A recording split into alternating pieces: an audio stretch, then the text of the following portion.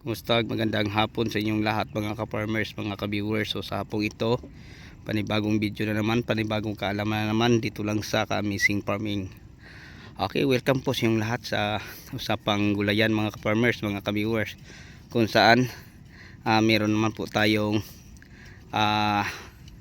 ibabahagi sa inyo.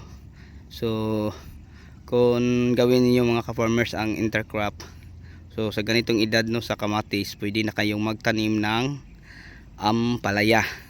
So bago natin umpisahan mga ka-farmers ang pagbahagi po ng kaalaman na yon, mega love shout out po muna sa ating mga new subscribers, share at commentator. So sa inyong lahat at sa inyong walang sawang pagsuporta at pagpatuloy na pag-abang no sa ating mga ina-upload na mga video, tutorial, maraming salamat po mga ka-farmers. So medyo magalaw lang ang ating video kasi hindi ako marunong mag video mga ka-farmers, lalo na sa pag-i-edit. So kung ano man ang mapapansin at makikita nyo, yun na po mga ka-farmers. Yan. So napakadaming bunga. So sa hapong ito ay nagpapagamas po tayo no. So yun po ang mga sibol sa ini-sprayhan natin. So sa loob ng 55 days, kasi 55 days na siya ngayon, isang beses lang po ito na pa-sprayhan po natin ng Blue Star Contact herbicide para sa damo. So yun po no mga ka-farmers. Okay, so ulitin ko, from Luzon, Visayas at Mindanao, pati sa abroad at ibang bansa, isang napakagandang hapon po sa inyong lahat. At mega love shout out po sa aking mga audience, mga viewers, subscriber, share at commentator, sa inyong lahat at sa inyong walang sawang pagsuporta. Maraming salamat po. So ngayon mga ka-farmers, hindi na natin patagalin na, pinsahan na po natin ang pagbahagi po ng kaalaman.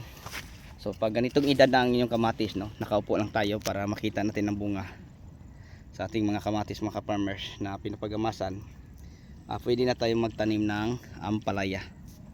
Okay, so ngayon nilapitan natin sa camera para malaman natin kung saan dito banda tayo magtanim. So ito ang ating bed mga ka-farmers no, nilapitan natin. So simula sa isang poste papunta sa isang poste, maglagay tayo ng 3 puno. Okay, pwede isa dyan sa gitna ng kamatis, dinipod isa, at dito naman. So ganun din mga ka-farmers. So tataniman na natin to ng kaampalaya no, sa ilalim po ng ating mga kamatis. So kahit saan tayo lumingon mga ka-farmers, napakadaming bunga. Kita nyo. Yan lang ating lapitan sa kamera, ang mga bunga. Yan. Napakadami sa ilalim. Hindi lang natin makita dito, napakapal. Tapos din na naman. So yan po ng mga ka-farmers, kadami ang bunga sa ating mga kamatis. So yan ang ating tataniman ng ampalaya. So 3 puno lang po no, sa isang pagitan ng mga poste. Simula din sa poste na to papunta sa isang poste, 3 puno lang. So yun, isang metro pa rin ang pagitan sa hill to hill. So yun mga ka-farmers no, napakaganda ng tingnan kasi napakalaki ang bunga na.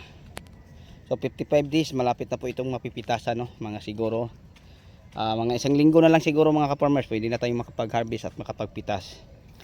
Kaya nga pinapagamasan na po natin. Ayan po, napakaganda tingnan.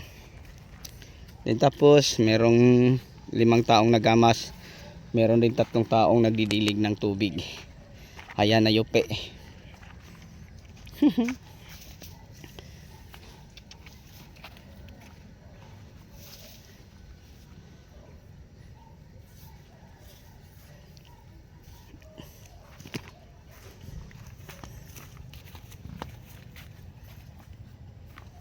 So pinapadiligan natin mga ka-farmers kasi napakainit.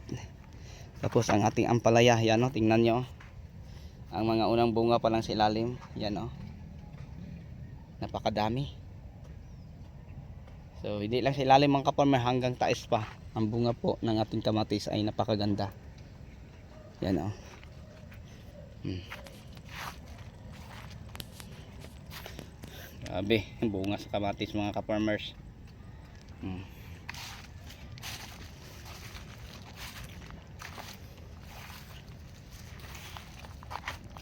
Nakakatuwa, sobra tingnan mga ka-farmers ang bunga ng ating kamatis.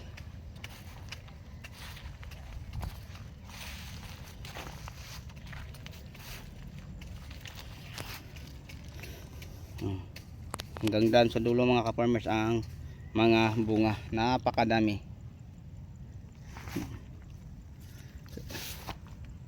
Yan, siksikan sa bunga. Nakakatuwa.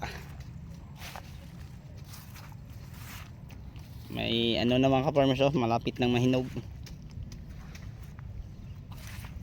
Okay, so yun lang mga ka-farmers, mga ka-viewers ang may share ko sa inyo.